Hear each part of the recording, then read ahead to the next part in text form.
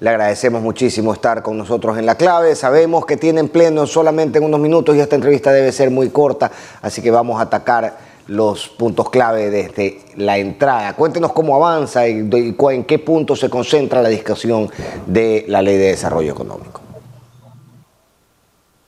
Fernando, buenos días. Sí, justamente vamos a empezar la sesión de la comisión en donde se analiza la ley. Usted sabe que primero se analiza dentro de la comisión donde hay 9 asambleístas y luego el informe pasará al pleno.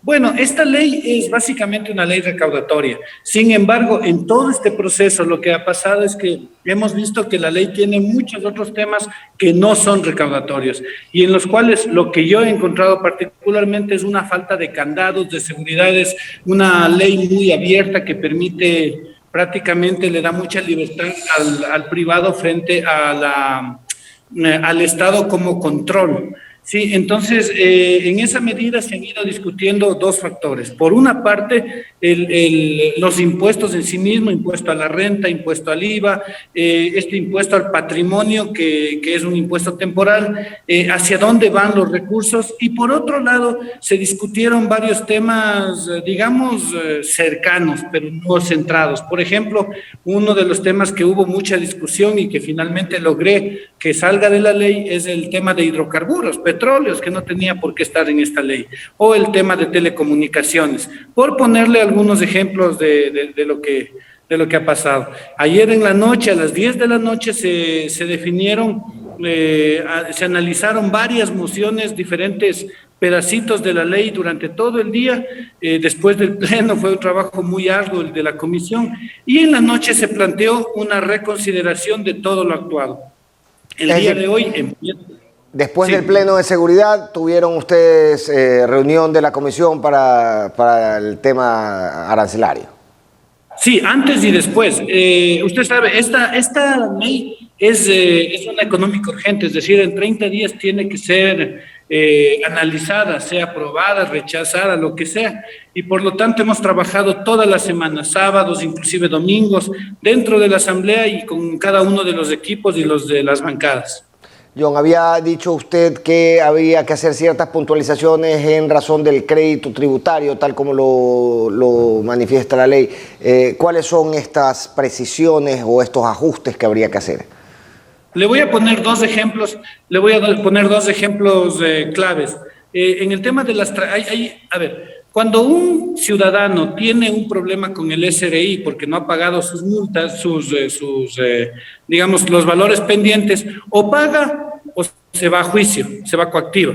Esta ley propone una transacción, es decir, que usted pueda llegar a un acuerdo de pago con el SRI. Suena interesante, suena bien, se evitan todos los procesos judiciales. Sin embargo, el problema es que no le da la ley tal como está planteada por el presidente ningún límite. Es decir, si usted debía $100,000, llegaba a acuerdo con un funcionario y pagaba $1, o sea, cualquier cosa.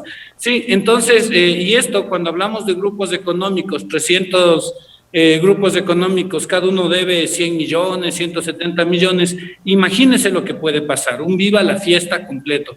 Por lo tanto, lo que trabajamos en la asamblea, la asamblea es un equilibrio al ejecutivo, o sea, sin la asamblea el ejecutivo podría mandar cualquier cosa.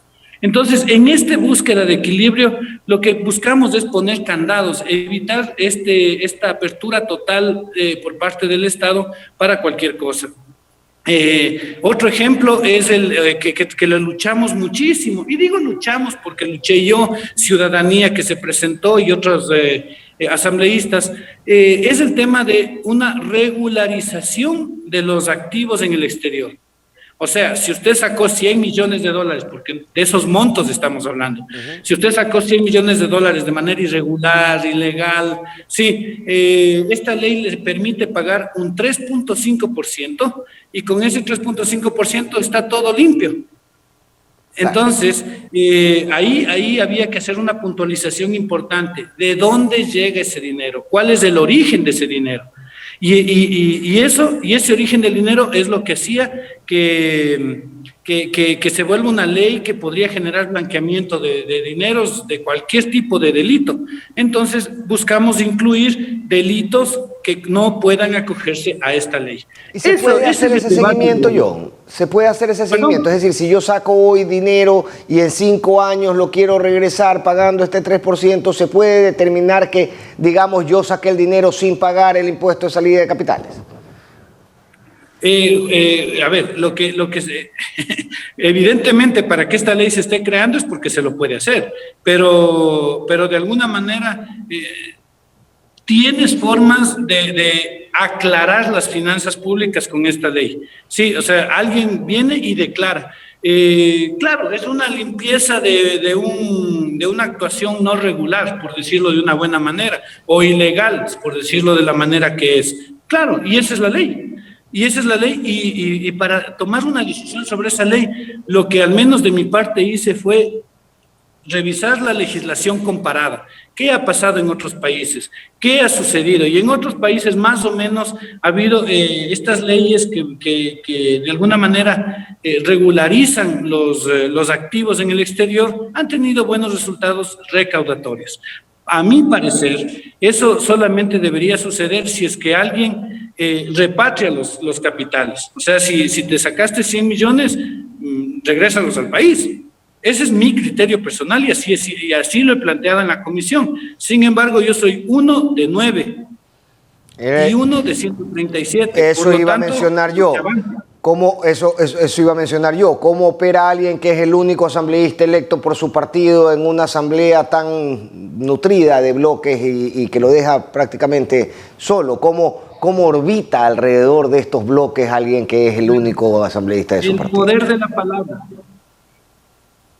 Fernando, ¿perdón? Hay que ser creativo. Por ejemplo, yo hice en estos días 10 videos de TikTok, muy sencillos, pastillas, que las pasé a toditos los asambleístas para que comprendan el fondo de la ley. Era una ley tan compleja que nadie la entendía.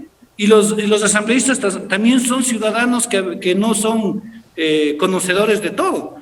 Entonces, estos videos, esta didáctica, mis discursos siempre tratan de ser así, explicativos, y de esa manera generar conciencia dentro de los mismos asambleístas. Finalmente, aquí en la asamblea muchas cosas se deciden por bancadas, ¿no? Entonces, lo que hablan con la izquierda democrática, con Pachacute, y no puedo hacerlo yo todo, soy un ciudadano dentro de la asamblea, pero al generar conciencia sí se cambian criterios. Vea, le pongo un ejemplo, ley de telecomunicaciones. Están planteando que las empresas de telecomunicaciones utilicen un 0,5%, un 50% de un 1%, sí, del costo de la frecuencia radioeléctrica y de la concesión de la frecuencia y de un 1% de la renta para infraestructura en el área rural. Suena muy bien, o sea, hace falta antenas en el área rural y es una de las cosas que le hace falta a mi provincia, mi territorio tiene ese problema, pero sin límites, o sea, ¿quién controla los costos de esa obra? ¿Quién controla cómo recibe el Estado esa obra? ¿Quién la administra? Sí, todo eso en la ley no estaba absolutamente nada.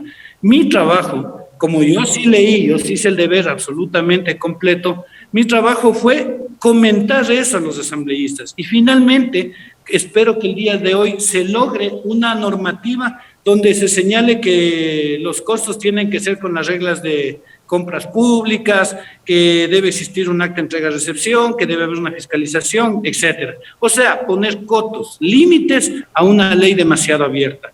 Sí, la asamblea cuida de la gente, más allá de la pelea que hay, existe este afán de algunos asambleístas de cuidar de la gente porque somos ciudadanos, así de fácil. Hay algo en lo que estoy plenamente de acuerdo con usted, John, y es que de 137 asambleístas son pocos los que hacen los deberes. John Vinuesa es uno de ellos.